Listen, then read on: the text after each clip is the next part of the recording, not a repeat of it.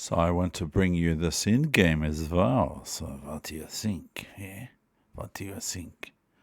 Do you think this is a good idea or not? I think this Endgame is worth looking at. This ending game, it occurred in a game where my opponent is black, of course. I could be black as well, couldn't I? It looks like it. My opponent is black, and my opponent plays H6. No, the Blitz Shield Arena. Black cannot play H6, but plays near it with King G7. King G7, and so my opponent has been playing like this. King G7, and my opponent clearly wants to have a draw. What do you think? Do you think this is a draw? Do you think I should just say to my opponent, would you like a draw? Or do you think there's something else? Here I played something else. What was that? Is it H4? Maybe. Actually, H4 is probably not bad, but not very good either. So what did I play? I played, of course, this move that I was on the receiving end of this sort of thing against a New Zealand chess champion who was the New Zealand chess champion 2 years ago, or he was the second last chess champion of New Zealand. And this game was in the Otago Queen's birthday. See, I can't forget it. It was in the Queen's birthday weekend tournament where I ended up getting third equal, quite surprisingly.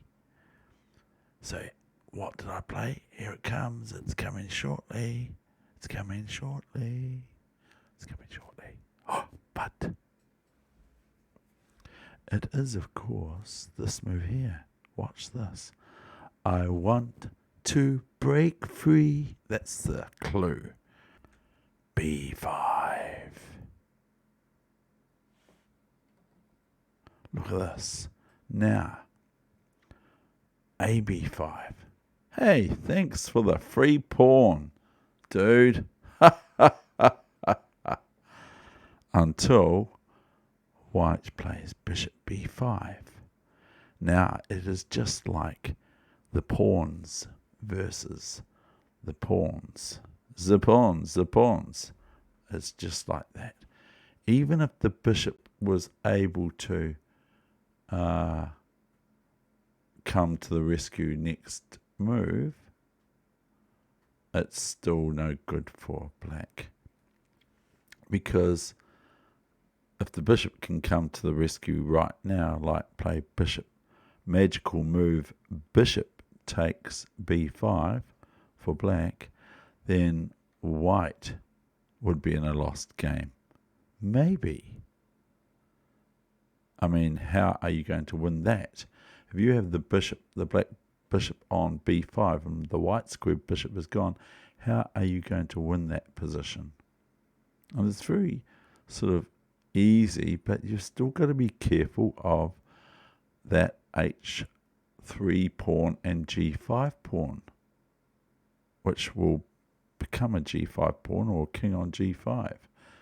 So white would probably be met with, if this was a fairy tale position, the bishop on b5, the king would want to come along here, okay, into here, into here, into here. But in so saying, you still have to look after this pawn formation here for black player. And then by being able to nibble this pawn, but this is the apex of and this one are the apex pawns of this sort of pawn chain. These are not quite a pawn chain, but they are a pawn chain.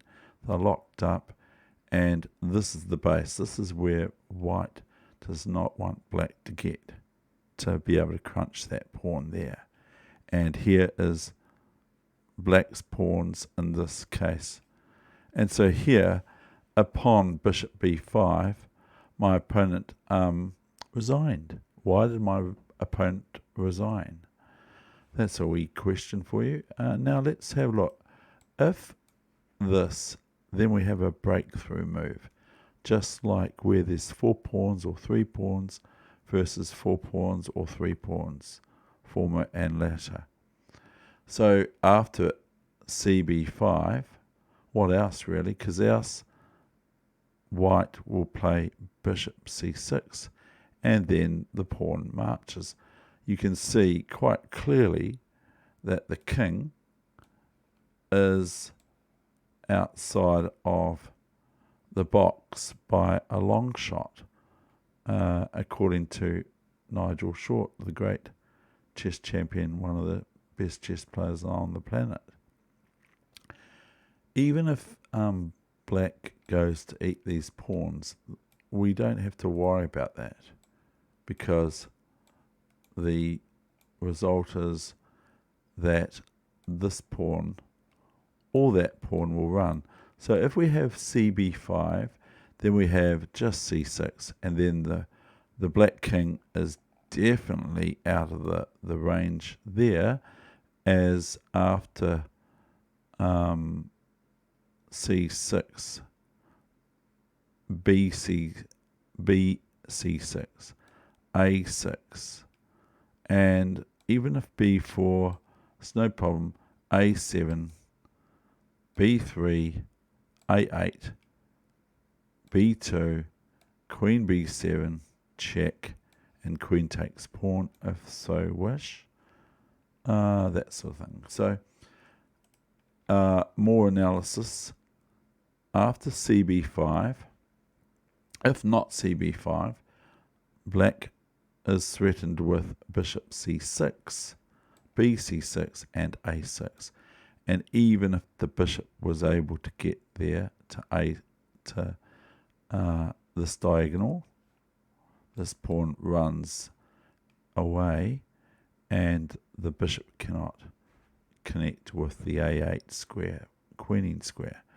So white has other ways to go here too, but white does have to be careful of not playing something like here a6 if it was white's move. So white would have to be careful of this move, and here pawn takes. And then it's still good for white, but this pawn, if it's just there on its own, is good for white to be able to come into here and into here, sort of thing. Sorry, bishop to here and here, but this bishop can come here, and it can cooperate with protection of c6 bastion. So if you want to look at other lines, what's some other lines? So we could probably even just about threaten a6. And here white just threatens, as I've already mentioned, I believe, bishop c6, and then the pawn runs. And the king is just perfectly placed to prevent the bishop from entering into the defense of the queenside pawns. So I hope you like that wee one. It's actually quite a good game, but I'm not going to show you the game. But be aware that even when it looks like it's impossible, if you have that thing in chess that's called willpower, you can come through with an explosive move like b5.